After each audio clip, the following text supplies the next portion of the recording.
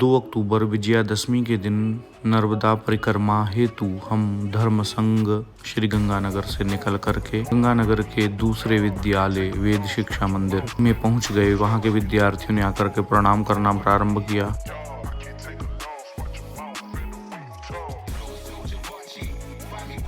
फिर हमने भगवती माँ अन्नपूर्णा का प्रणाम, भगवान विश्वनाथ नर्मदेश्वर को प्रणाम करके आगे बढ़ने का संकल्प लिया और कहा कि हे प्रभु, हमारी इस यात्रा को पूर्णतया सुरक्षित और व्यवस्थित और गुरुकुल के विद्यार्थियों ने वेद मंत्र गा करके हमारी यात्रा को सफल बनाने के लिए वेद भगवान से प्रार्थना की और वेद मंत्रों का गान करके धर्म की जय हो, अधर्म का नाश हो, प्राणियों में सद्भावना हो, विश्व का कल्याण हो के उद्घोष दे करके सात्विक यात्रा को करने का एक संकल्पबद्ध करके हम निकल पड़े अपनी अगली यात्रा की ओर। और रास्ते में हमें जब रुके तो एक चींटियों का भंवर दिखा और चींटियों के उस घर में हमने सोचा कि थोड़ा सा उनके खाने पीने आहार का व्यवस्था किया जाए। तो हमारे पास कुछ नहीं था, नमकीन थी। उस नमकीन को हमने उन चींटियों के लिए छोड़ दिया और फिर वहां से आगे की यात्रा के लिए प्रस्थान कर गए। रास्ते भर में माँ भगवती नर्मदा की यात्रा की परिचर्चा करते करते और शास्त्रों का चिंतन मनन करते हुए शास्त्रीय परंपराओं को याद करते हम पहुंच गए बिल, जहाँ पर हमारे स्वामी अच्युतानंद जी चतुर्मास कर रहे हैं। उनसे चर्चाएं हुई। इस आश्रम की दिव्य गौशाला का अवलोकन करने के लिए मैं निकल गया और दिव्य गायों को देख करके मन बड़ा प्रमुदित हो उठा, बड़ा प्रसन्न हो उठा। और इन गायों के व्यवहार दृश्य को देख करके सारी शुद्ध देसी भारतीय नस्ल की गायों को मन रोमांचित हो गया। आगे की व्यवस्था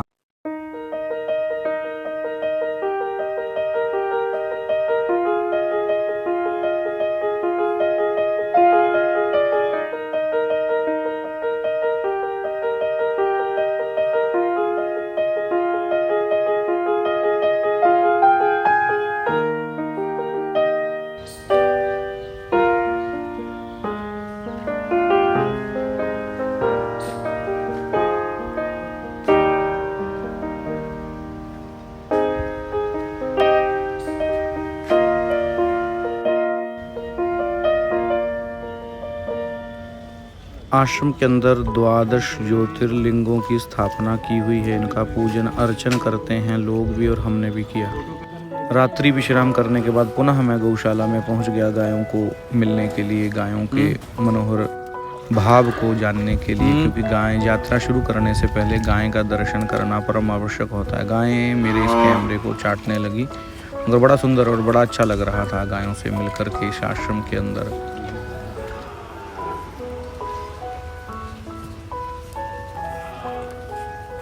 गावो विश्वस्य मातरः।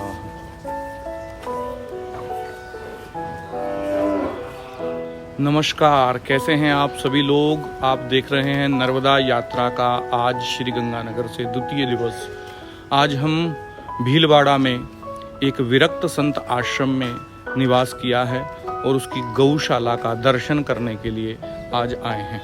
और ये गौशाला उस आश्रम के अंदर है। लगभग 400 के करीब यहाँ गायें भारतीय देसी नस्ल की विद्यमान हैं और नंदी भी पर्याप्त हैं यहाँ पर।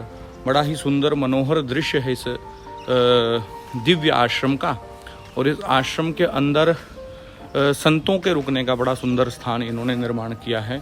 और कोई भी विरक्त संत 2 दिन 4 दिन 10 दिन 20 दिन दिवस अगर इस यात्रा के अंदर किसी भी यात्रा में अगर आ रहा है भीलवाड़ा शहर में, तो ये संतों का एक दिव्य स्थान है और इस संतों के स्थान में आप निवास कर रहे हैं। बहुत सुंदर कमरों की व्यवस्था है, मंदिर की व्यवस्था है, भोजन की व्यवस्था है और आप रुक सकते हैं। इसका वातावरण बड़ा सुंदर और अच्छा वातावरण है इस आश्रम का। आप भी इसका चिंतन करिए।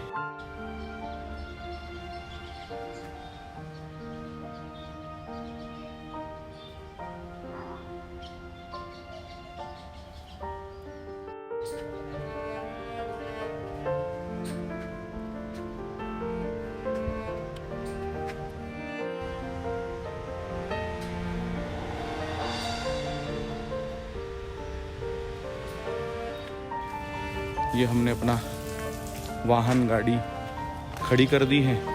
अभी तो गाड़ी से हैं, मगर जब ओमकारेश्वर पहुंच जाएंगे और शरद पूर्णिमा 6 तारीख से हम पैदल परिक्रमा का करेंगे। ये हमारे कल्याण स्वरूप जी की गाड़ी है और बड़ा सुंदर दृश्य है इस आश्रम का, पूरे अलौकिक दृश्य।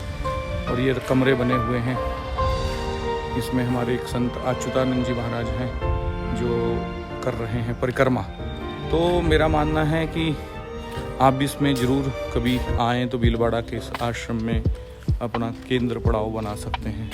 हर हर महादेव। आज द्वितीय दिवस राजस्थान से जब हम लोग निकले, भीलवाड़ा शहर के एक विरक्त संत आश्रम में रुकना हुआ। उसके बाद वहाँ से निकल करके एक परशुराम जी का बड़ा दिव्य स्थल है मातृकुंडिया, जहाँ माता रेणुका और जमदग्नि जी का आश्रम भी था। और माता रेणुका जी को जब परशुराम जी ने अपने पिता की आज्ञा से मार दिया था तो उनको मातृ हत्या का दोष लगा था, और दोष जहाँ पर निवृत्त हुआ, जो साधना स्थली है, शंकर भगवान का दिव्य स्वयंभू मंदिर है, उस मंदिर का दर्शन करने के लिए हम लोग निकले हैं। देखिए हमारे साथ कल्याण स्वरूप जी महाराज हैं, हेमल और पीछे अंगद जी भी बैठे हैं और हमारे चालक प्रिंस जी।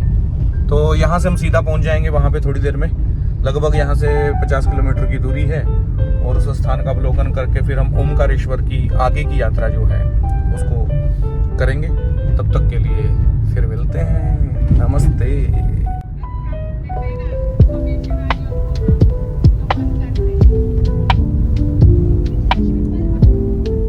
फिर हम पहुंच गए मातृकुंडिया के पास में एक दिव्य स्थान पर।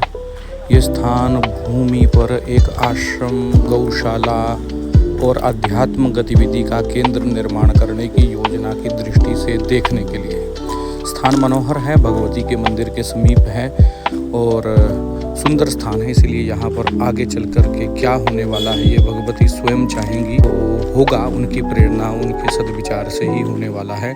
इसलिए यहाँ के एक स्थानीय व्यक्ति ने यह सारा दृश्य हमें और इस जगह के बारे में और इस स्थान की महिमा और स्थान की परिस्थिति से अवगत कराने का काम किया। फिर हम वहाँ से आगे चल कर के यात्रा प्रस्थान कर गए।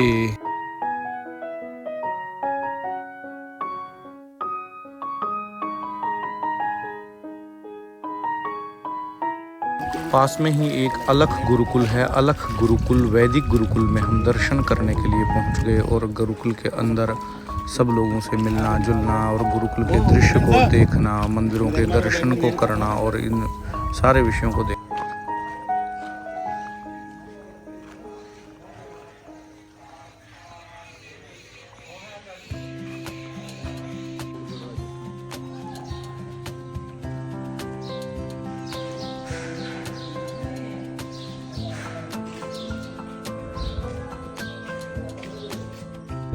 गुरुकुल प्रांगण के अंदर माँ भगवती पीताम्बरा का दर्शन हुआ और दर्शन करने के बाद वहाँ के आचार्य जी से मिलना, हमने बातचीत करना और वहाँ के गुरुकुल की व्यवस्थाओं के बारे में जाना। गुरुकुल के अंदर वेद विद्यार्थियों को यज्ञशाला में पढ़ते हुए देखा और यज्ञ कुंड बहुत सुंदर और यज्ञशाला बड़े शास्त्रीय विधि से निर्माण हुई थी। अच्छा लगा देख करके। नवरात्र के अवसर पर पहुंचे थे तो गुरुकुल में भी भगवती की आराधना का उत्सव चल रहा था। नवरात्र पूजन में भगवती की स्थापना थी।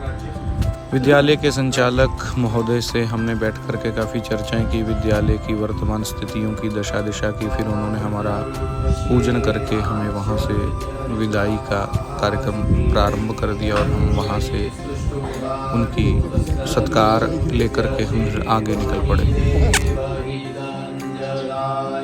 देर रात को हम ओमकारेश्वर में बड़वा हमारे अनादि चैतन्य जी महाराज यहाँ पर गायत्री के परमोपासक पुरुषचरण कर रहे हैं। जंगल से होते हुए अर्धरात्रि में वहाँ पर पहुँचे और कुटिया में रात्रि में जंगल के मार्ग से होते हुए हम अनादि चेतन जी के स्थान पर पहुँचे और वहाँ सबसे पहले जो दिन भर से भूख लगी पड़ी थी, उस भूख के लिए निपटारे के लिए अंगद जी ने, हेमल जी ने और प्रिंस ने मिलकर के एकादशी का बाल भोग निर्माण करना प्रारंभ कर दिया। राजगिरी आटे की पूड़ी खा करके हम लोगों ने इस यात्रा को बड़े सुंदर तरीके से आज के रात्रि पूर्ण किया। अनादि चैतन्य जी महाराज यहाँ पुरुषचरण कर रहे हैं, परम गायत्री के उपासक। अंत तो गतवा हम पहुंच गए अपनी मंजिल की ओर। ओमकारेश्वर के पास बड़वा में माँ भगवती नर्मदा का प्रातःकाल स्नान किया और स्नान करने के बाद अब यहाँ से यात्रा आगे नर्मदा की पूर्ण होगी हमारी। प्रातःकाल संध्या बंदन पूजन सूर्य अर्घ देकर के हमने अपना यह आज का संकल्प पूर्ण किया और संकल्प पूर्ण करके हम आगे के कार्यक्रम में निकल पड़े। आगे के ऐसी यात्रा के साथ आप जुड़ने के लिए बने रहिए। माँ भगवती की कृपा रही तो आपको पूरी पैदल परिक्रमा यात्रा के सुंदर और दृश्य निश्चित रूप से अवगत कराते रहेंगे। इसलिए आप हमारे साथ इन वीडियो के माध्यम से बने रहिएगा। हर हर महादेव, नर्मदे हर।